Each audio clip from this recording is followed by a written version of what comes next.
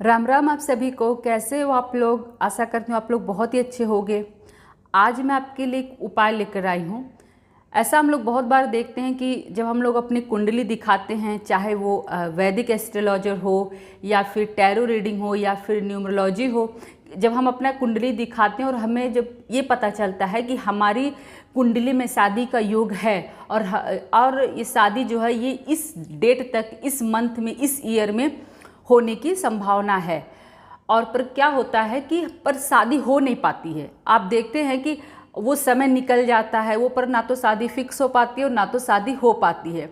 तो जो लोग इस समस्या को फेस कर रहे हैं उनको मैं बताना चाहूँगी कि ऐसा होता है कि हमारी कुंडली में शादी का योग रहता है पर शादी हो नहीं पाता। इसका मतलब ये है कि कहीं ना कहीं ब्लॉकेज है।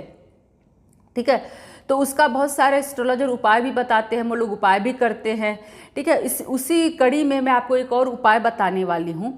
इसमें मैं आपको ये बताने वाली हूँ कि जिसकी भी कुंडली में शादी का योग है, देखिए आप लोग इस बात पर ध्यान दीजिएगा कि मैं कह रही हूँ जिसकी कुंडली में शादी का योग है, चाहे वो वैदिक एस्ट्रोलॉजर के जरिए पता चला हो आपको, चाहे टैरो रीडिंग के जरिए पता चला हो या फिर न्यूमरोलॉजी से पता चला हो, चाहे किसी भी मेथड से आपको पता चला हो कि आपकी कुंडली में शादी का योग है पर आपकी शादी हो नहीं पा रही है। ठीक है, तो ऐसे में आप समझ लीजिए कि कहीं ना कहीं कोई ब्लॉकेज है।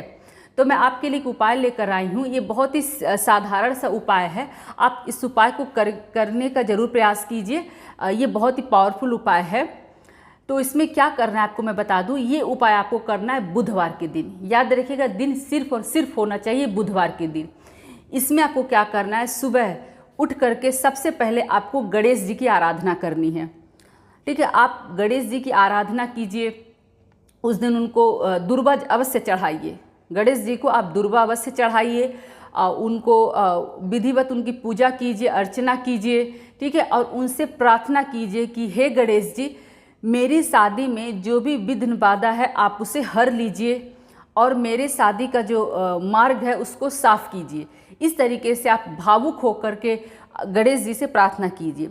उसके बाद से आपको क्या करना है, आपको जो उपाय करना है वो ये करना है कि आपको एक पीतल का प्लेट लेना है। पीतल प्लेट जो है थोड़ा बड़े साइज में होना चाहिए। ठीक है, उस पीतल के प्लेट में आपको गुड़ लेना है। गुड़ आपको पता होगा, गुड़ लेना है और उस गुड़ में आपको गुड़ का चूरा बना लेना है। उसको जौगरी भी बोलते हैं। इसको आपको चूरा बना लेना है और उसमें आपको गाय का घी मिला देना है।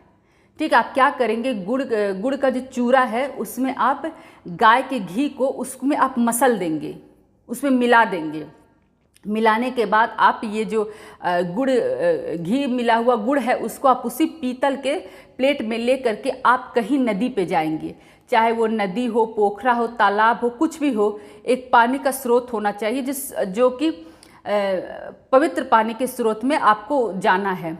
आपको सिर्फ एक बुधवार को ये उपाय करना है, सिर्फ एक बुधवार के दिन। ठीक है, उसके बाद से आपको वहाँ पे जाना है। वहाँ पे जा करके आपको क्या करना है कि आपने प्लेट में जो आपने वो गुड़ और घी रखा हुआ है उसको धीरे धीरे, तेजी से नहीं, एक साथ नहीं पलट देना है। धीरे धीरे क्या करना है, वो गुड़ और घी जो है वो आपको उस नदी में, उस पानी के स्रोत में गिराते जाना है। धीरे धीरे करके आप गिराते जाइए। गिरा करके पूरा प्लेट आप खाली कर दीजिए। उसके बाद से आपको क्या करना है, उसी नदी से, उसी तालाब से आपको मिट्टी निकाल करके उस प्लेट को जो है रगड़ करके साफ कर देना, वहीं पर साफ कर देना, उसी पानी में, उसी नदी की मिट्टी से और उसी पानी से आपको उस प्लेट को जो है वो रगड़ करके धो देना है, साफ कर देना है। फिर आपको वो प्लेट लेकर के घर वापस आ जाना है। ठीक है, और फिर आपको क्या करना है कि 11 बुधवार तक, याद रखिएगा डियर फ्रेंड्स, 11 बुधवार तक लगातार आपको उसी प्लेट में भोजन करना है। ठीक है, और याद रखिएगा आप नॉनवेज नहीं खा सकते हैं, आप लहसुन प्याज भी बुधवार के दिन नहीं खा सकते हैं। आपको सिर्फ सात्विक भोजन लेना होगा। तो सिर्फ 11 बुधवार तक आपको उपाय करना है। आपको उसी प्लेट में भोजन करना है। आपको नदी वाला काम जो है वो सिर्फ एक बुधवार को करना है। एक बुधवार करने के बाद आपको लगातार 11 बुधवार तक उस प्लेट में सिर्फ भोजन करना है। आपको नदी में नहीं जाना है। ठीक है, ये उपाय आप करके देखिए, भगवान चाहेंगे तो आपका विवाह जरूर फिक्स हो जाएगा, आपकी शादी जरूर से हो जाएगी। फिर मिलते हैं नए वीडियो में, तब तक। और हाँ, मैं आपको एक बात बताना भूल गई, मैं बता दूं कि जो लेडीज़ हैं उनको क्या करना है, अगर जैसे कि मैंने बोला 11 बुधवार, लगातार 11 बुधवार तक आपको उस प्लेट में खाना भोजन करना है, तो उसमें क्या करना है कि पीरियड के दौरान भी उनको स्किप नहीं करना है। सिर्फ अगर वो पीरियड में है तो वो पूजा नहीं कर सकती हैं, वो नदी पे जा कर के वो क्रिया नहीं कर सकती हैं।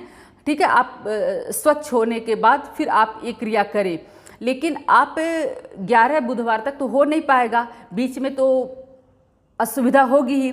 तो इसमें क्या करना है कि आपको स्किप नहीं करना है, आपको भोजन करने में कोई भी दिक्कत नहीं है। आप उसमें पीरियड के दौरान भी आप उस